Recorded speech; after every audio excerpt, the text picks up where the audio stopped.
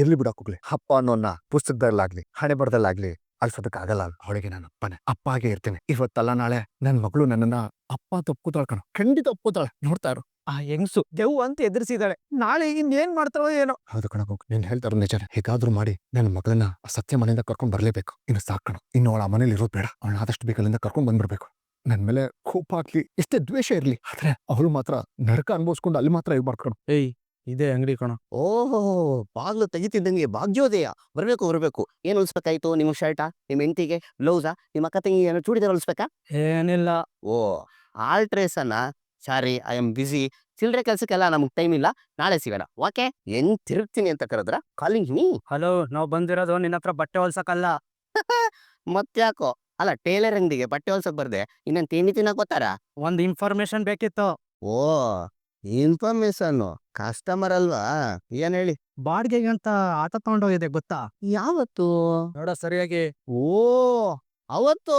ಅವತ್ ನೀನೇ ತಾನೇ ಆಟೋದಲ್ಲಿ ಮಕ್ಳನ್ನ ಡ್ರಾಪ್ ಮಾಡಕ್ ಹೋಗಿದ್ದು? ಪರ್ಫೆಕ್ಟ್. ಹೌದು, ಯಾಕೆ? ಆ ಮಕ್ಳು ಯಾರು? ಯಾರ ಮನೆಯವರು? ಯಾರ ಮನೆಯವರು ಅಂದ್ರೆ ನಮ್ಮ ಮನೆಯವ್ರೆ. ನಿನ್ ಮಕ್ಕಳು ಬೇರೆ ಇದ್ದಾರಾ? ಯಾಕೆ ನಾನು ಮಕ್ಳು ಇರಬಾರ್ದಾ? ಇರ್ಬೋದು. ಎಲ್ಲಿ ನಿಮ್ಮನೆ? You mean my home address? ಹಂಗೆ ನೇರ ಹೋದ್ರೆ ಸ್ಯಾಟಲೈಟ್ ಟೌನು.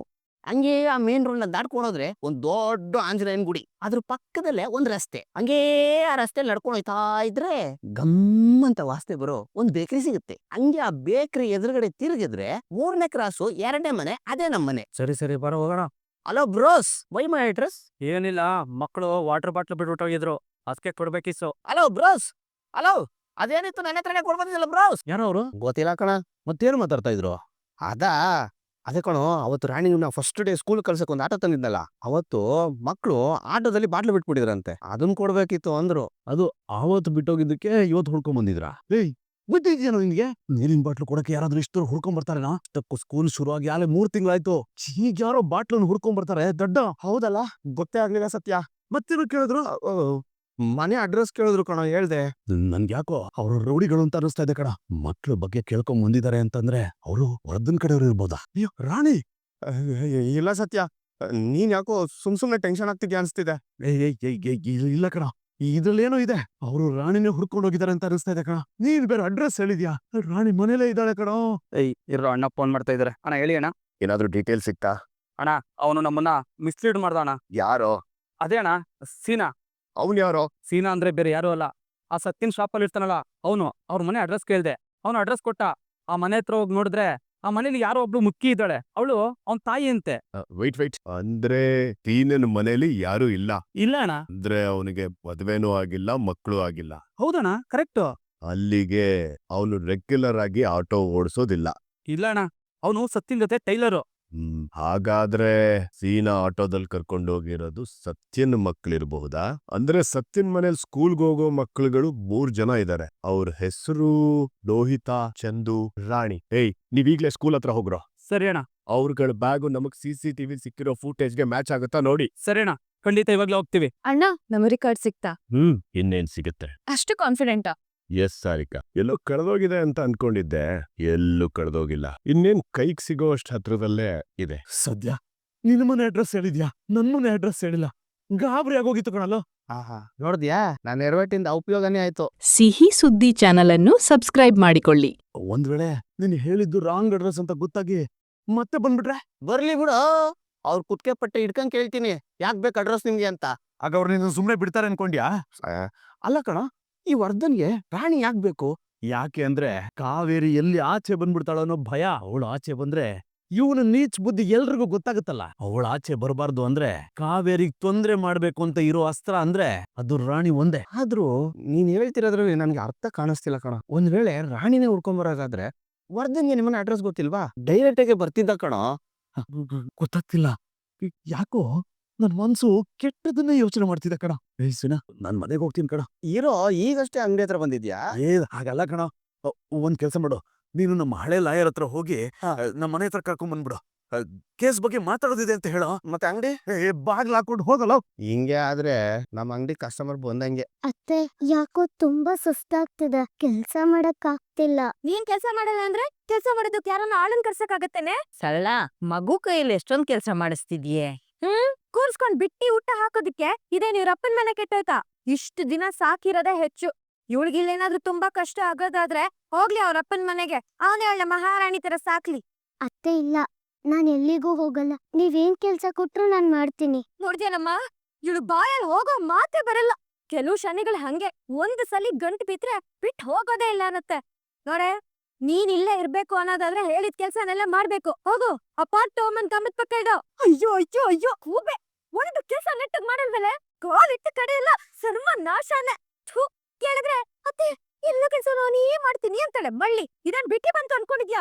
ಇದ್ರ ದುಡ್ಡು ಯಾರು ನಿಮ್ಮಪ್ಪ ತಂದ್ಕೊಡ್ತಾನೇನೆ? ಇವ್ರೆ ದಯವಿಟ್ಟು ಮಗುಗ್ ಹಾಗೆಲ್ಲ ಬೈಬೇಡಿ. ಅದಿನ್ನು ಚಿಕ್ಕದು. ನೀವ್ ಕೆಲ್ಸನ ಹೇಳಿದ್ರೆ ಸರಿಯಾಗಿ ಮಾಡೋದಕ್ಕೆ ಅದಕ್ಕೆ ಬರ್ಬೇಕಲ್ವಾ? ಓಹೋ, ನಮ್ಮನೆಗೆ ಬಂದು ಯಾವ್ದನ್ ಹೇಗ್ ಮಾಡ್ಬಾರ್ದು ಹೇಗ್ ಮಾಡ್ಬೇಕು ಅಂತ ನೀನ್ ನನಗೆ ಹೇಳ್ಕೊಡ್ತೀಯಾ? ಇಲ್ಲ ಹಾಗಲ್ಲ. ಮಗು ಪಾಪ ಪಾಪ ಪುಣ್ಯ ಎಲ್ಲ ನಾನು ಕಂಡಿದೀನಿ. ನೀನೇನ್ ಇಲ್ಲಿ, ನಿನಗ್ ಯಾರಿಲ್ ಬರಕ್ ಹೇಳಿದ್ದು? ಮಗುನ ನೋಡೋದಕ್ಕೆ ಅಂತ ಬಂದೆ. ಬರೀ ನೋಡೋದೇನೋ, ನಿನ್ಗಷ್ಟೊಂದ್ ಕಷ್ಟ ಸಂಕಟ ಎಲ್ಲ ಆಗ್ತಿದೆ ಅಂದ್ರೆ ಜೊತೆಲೆ ಕರ್ಕೊಂಡ್ ಹೋಗು. ಮೂರೊತ್ತು ಕುತ್ಕೊಂಡು ನಾನ್ ನೋಡ್ತಾ ಇರ್ಬೇಕು. ಯಾರ್ ಬೇಡ ಅಂದ್ರು? ನನ್ ಮಗಳು ಬರೋ ಹಾಗಿದ್ದಿದ್ರೆ ಇಷ್ಟೊತ್ತಿಗೆ ಯಾವಾಗ್ಲೂ ಕರ್ಕೊಂಡು ಹೋಗ್ತಾ ಇದ್ದೆ. ಬರೋ ತರ ಮಾಡ್ಬೇಕಪ್ಪ, ಇಲ್ಲ ಅಂದ್ರೆ ಕೈಲಾಗಲ್ಲ ಅಂತ ಸುಮ್ನೆ ಹೋಗ್ತಾ ಇರ್ಬೇಕು. ನೋಡು, ಅವಳನ್ ಹೇಗ್ ನೋಡ್ಕೋಬೇಕು ಅಂತ ನೀನೇ ನನಗ್ ಉಪದೇಶ ಕೊಡೋದ್ ಬೇಕಾಗಿಲ್ಲ.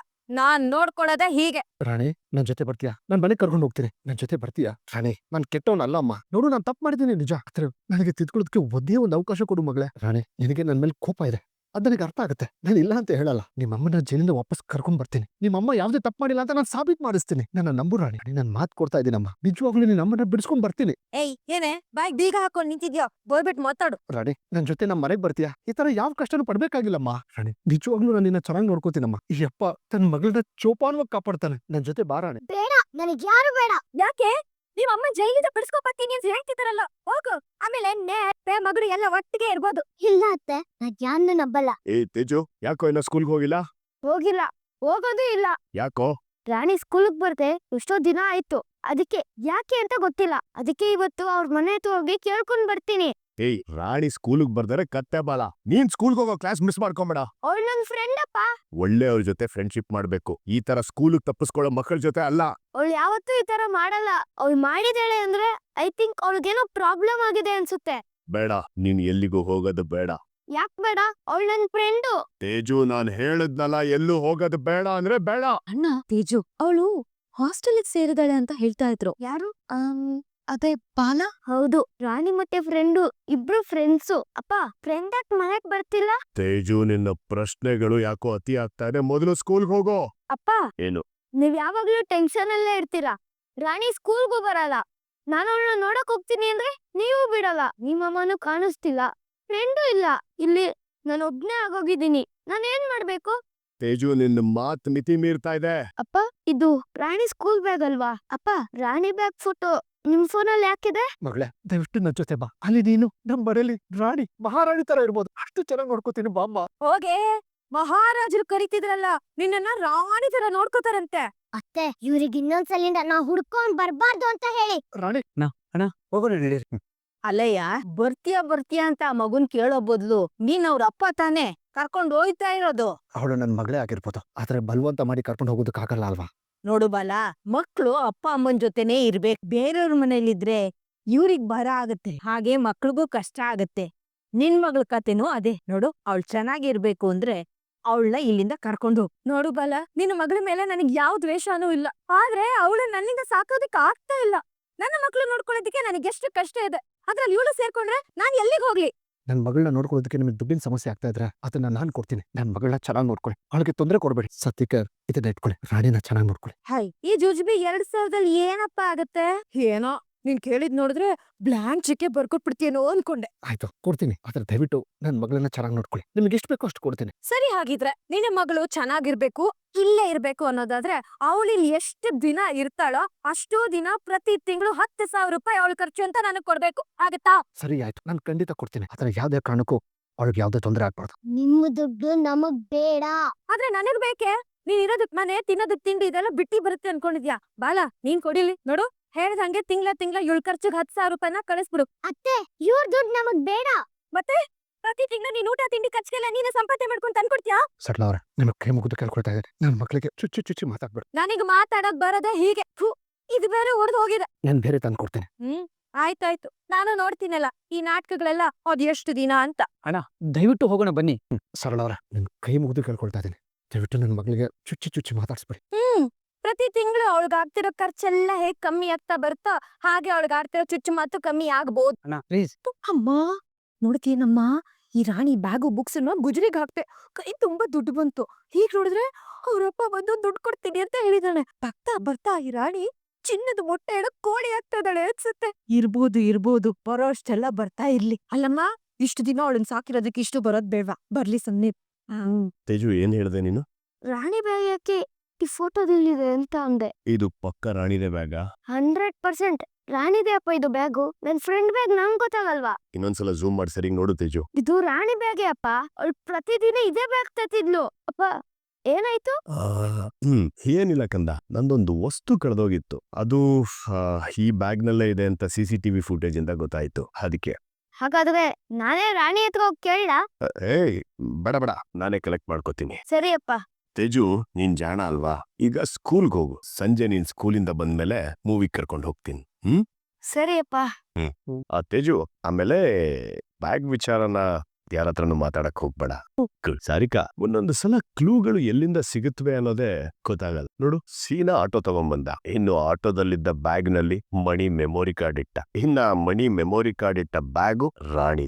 ವಾ ವಾ ವಾ. ಏನಾದ್ರೂ ಮಾಡಿ ಕೇಸನ್ ರೀಓಪನ್ ಮಾಡ್ಸು ಬಾಲ. ಅವಳನ್ನ ಹೊರಗ್ ಕರ್ಕೊಂಡ್ ಹೋಗ್ಬೇಕು ಬಾಲ. ನನಗೆ ರಾಣಿ ಬ್ಯಾಗ್ ಬೇಕು, ಸ್ಕೂಲ್ ಬ್ಯಾಗ್ ಬೇಕು. ಈ ಕೇಸ್ಗೆ ಅಂತಿಂತ ಲಾಯರ್ ಸಾಲಲ್ಲ ಹೋಗ್ಲಿ, ದೊಡ್ಡ ಲಾಯರೇ ಬೇಕು. ನಮ್ ಕೇಸ್ನ ಸರಿಯಾಗಿ ಲೀಡ್ ಮಾಡೋರಾಗಿರ್ಬೇಕು.